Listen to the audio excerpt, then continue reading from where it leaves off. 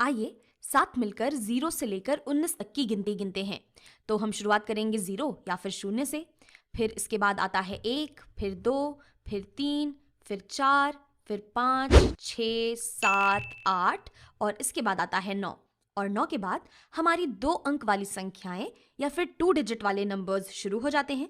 तो 9 के बाद आता है 10, फिर 10 के बाद आता है 11, 11 के बाद आता है 12, फिर 13, फिर 14, फिर आता है 15, फिर 16, 17, 18 और 19। तो आखिर मैंने ऐसा किया क्यों? मैंने यहाँ पर ये गिनती क्यों लिखी है?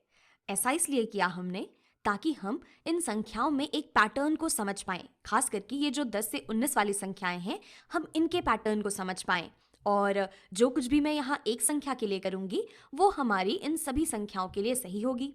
तो अगर आप इन संख्याओं को देखें तो आप देख सकते हैं कि 10 से लेकर 19 तक की सभी संख्याओं में जो हमारा दहाई वाला स्थान है या फिर जो टेंस की प्लेस है, इसमें हमारा जो अंक है, यहाँ टेंस की प्लेस के सभी डिजिट ये 1 यानी कि 1 के बराबर हैं।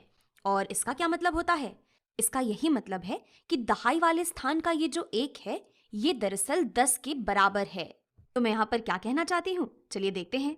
तो अगर हम 10 को ले ले पहले, तो इस 10 का मतलब है कि इस 10 में हमारा ये जो 1 है ये दिखाता है 10 को, और ये जो 0 है, ये जो 0 है, ये दिखाता है 0 इकाइयों को। यानी हम कह सकते हैं कि 10 ये बराबर होता है 10 प्लस 0 या फिर 0 के। और आप कहेंगे कि इसमें कौन सी बड़ी बात है? हम जानते हैं कि अगर किसी भी संख्या में हम 0 ऐड करते हैं, अगर हम 0 जोड़ रहे होते हैं, तो हमें वही संख्या वापस से मिल जाती है। जैसे कि अगर हमने 10 में 0 जोड़ा तो हमें 10 ही मिल जाता है। लेकिन मुझे उम्मीद है कि जैसे जैसे हम इन संख्याओं पे एक-एक करके आगे बढ़ेंगे, आपको ये पैटर्न साफ होता जाएगा। तो चलिए 11 की तरफ आगे बढ़ते हैं। तो 11 में हम कह सकते हैं कि ये जो 1 है हमारा, ये दिखाता है 10 को, और 11 में ये जो 1 है, ये दिखाता है 1 इकाई को। यानी कि 11 को हम लिख सकते हैं 10 प्लस 1 की तरह। इसी तरीके से अगर हम 12 की बात करें, तो ये जो 1 है, ये दिखाता है 10 को, और ये जो 2 है हमारा 12 में, ये दिखाता है 2 इकाइयों को। यानी कि 12 बराबर होता है 10 प्लस 2 के। इसी तरीके से 13 में ये जो 1 है, ये 10 के बराबर है, और ये 3 दिखाता है 3 इकाइयों को। तो 13 बराबर होता है 10 प्लस 3 के।